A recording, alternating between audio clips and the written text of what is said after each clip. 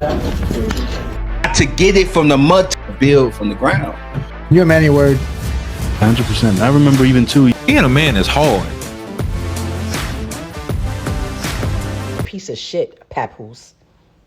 You really are. You have turned into a piece of shit. This shit right here, the gambling, the failures that you've had in your career or whatever that didn't pan out how you wanted to, has turned you into somebody else. Don't worry about what the fuck I'm doing. What are you talking about? I could give great advice. If motherfuckers listen to me, they would be great. I actually think if that was my friend, while her friends be on my phone, calling my phone, literally playing on my phone, because they got my number from this bozo, while they playing on my phone, if that was my friend, I would be like, girl, you just turned 30 years old. You are a world champion. You are accomplished. You have made it from out the ghetto, from the slums, from the depths of Flint, Michigan. You don't got no kids. You have your whole life ahead of you. Why are you attaching yourself to this 47-year-old man that doesn't have anything going, has no career, no job, no income, except for the income that he's claiming off of you, your percentage, because he's your manager? Got you out here talking, looking crazy. He's the one that don't want to sign, don't want to get his stuff out his ex house. Doesn't be there for his child that he begged for. Hey, you haven't seen your daughter since New Year's. I said, excuse me? I just seen my daughter yesterday. I just picked her up from school. What are you talking about? She didn't even know that I seen my daughter. You know why? Because she's never there with my daughter. She is never there with my child. And it's crazy that you have the audacity to open your mouth and say that I haven't seen my daughter, not only due to the fact that you didn't allow me to see her, since I finally got tired of your lies, tired of your narcissism and moved on, but the audacity to mention my children. So since you want to mention my children, and that I can't let ride. A lot of people in your path, that's not you, don't entertain it. You know what I'm saying? People see through it. She's bitter. She's miserable. Yeah, that's a fact. But you mentioned my children, and that I'm not letting ride.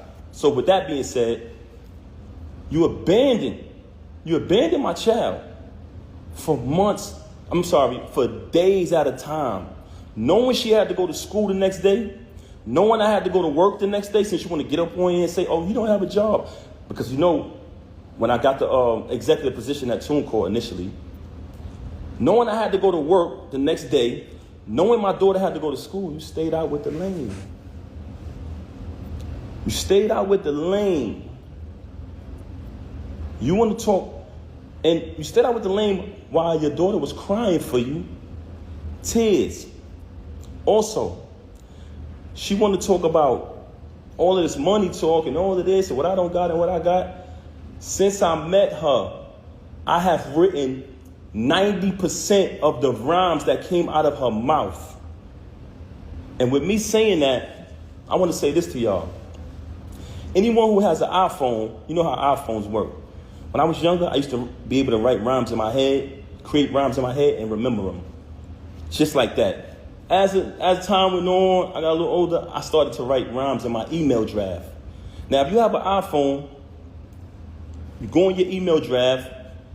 If anybody come around me, and we're in the flesh next to each other, I can type in any word from one of her songs, and her entire rap will come up. The entire verse will come up. I never asked for a penny. I never asked for credit. She was my wife. I didn't want anything from her. I just wanted to see her win. Like I said, I have written 90% of the rhymes that came out of her mouth since I met her. Y'all said it. Y'all said it numerous times. Oh, we know that's Pat behind that pen. Did I ever agree with y'all? Did I ever put it out there? I never said I wrote her rhymes. I left it. I didn't need the credit. All I wanted her to do was win. Wrote the rhymes, did the contracts, security, the whole shit. So you fabricating these stories. We are back live with Brothers United Network. Today, And we gotta talk about this Remy Ma Papoose war that's going on today. Yeah, it done amped up. Now, I previously made videos about them, how Remy Ma was savage in what she did, but now they both are coming out because we both know that in this relationship, a lot of the war was silence. It was a lot of the war was behind the scenes, word of mouth, what people was talking about, things that happened behind the scenes that was on the street, if you know what I mean, with their relationship. And now the truth is coming out.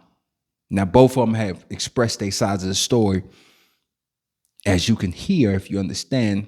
But I'm going to recap the clip and have all of that good stuff because we got to be honest about this situation. Papoose, at the end of the day, still was down. He was down, bro. He held Remy Ma down. And Remy Ma seemed to be like, I hate to say it, even though she says she's not bitter, she's bitter because she's having a problem with that relationship, talking about it's a come up. That Papoose is trying to make a come up off Carissa Shields in that relationship. This is what's going on. And we got to be honest about, this is what Remy Ma talking about. Calling Papoose broke and all of that, man. Papoose respectfully got the receipts, man. And I believe him. He was loyal. Any man that's going to stay down for a chick and make sure she good for all those years, he's a loyal dude, and he commands respect for that, bro. You got to respect the man to hold it down for the woman he care about. That's real. Remy Ma, on the other hand, I mean, she on some other stuff. Remy Ma, hey, she's saying she ain't tripping. She want the divorce. She ain't mad at that relationship. On the other hand, you calling him broke. You saying that Remy Ma, or you saying that Carissa Shields shouldn't even deal with him. He got too much baggage. He 47 years old.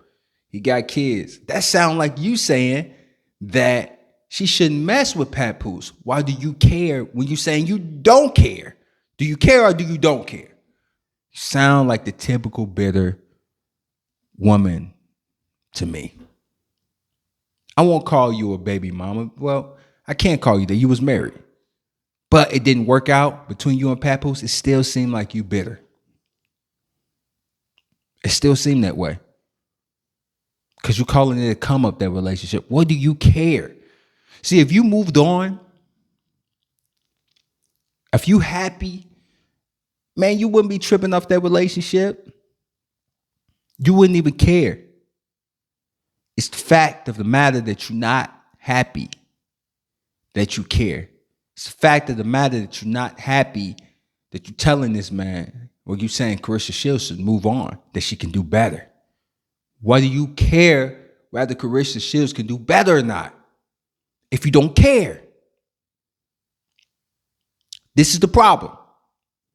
People who don't care do not concern themselves with other people's relationships.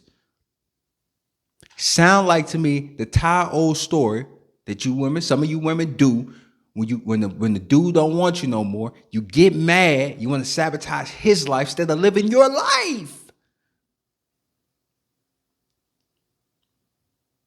You sound bitter with telling us that you're not bitter. You saying you're not bitter by being bitter.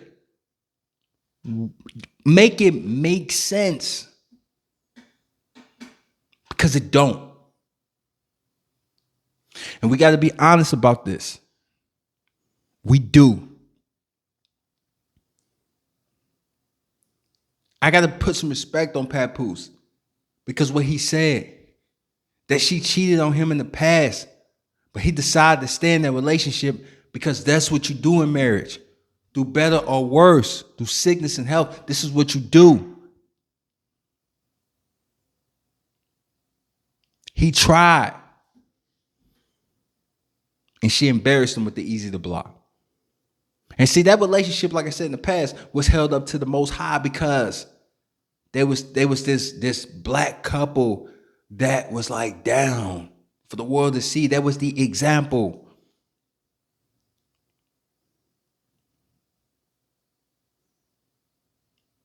Now it's not. It's not the example.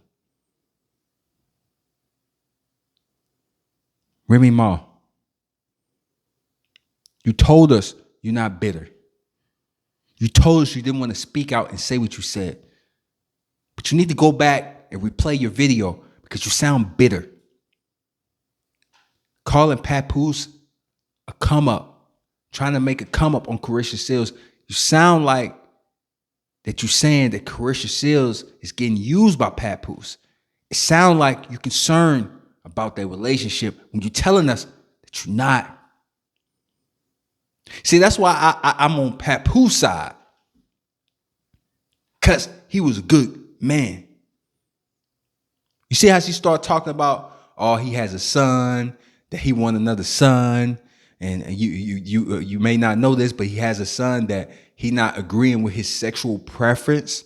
You see how she's trying to expose Papoose of being a father. They always do that.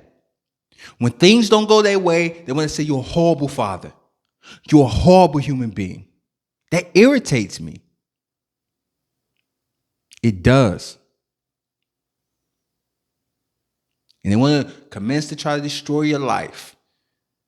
Instead of just move on. It didn't work. Take accountability. I'm sorry. That's some of you women kryptonite. That accountability is something else. It's like putting your foot to the fire and that mug burning up. It's like burning your foot off. Yeah, I know it's hard. But the reality of the situation is, Remy Ma, who you trying to fool? Who you trying to convince? Because you can't convince us what we already know. That you're bitter, man.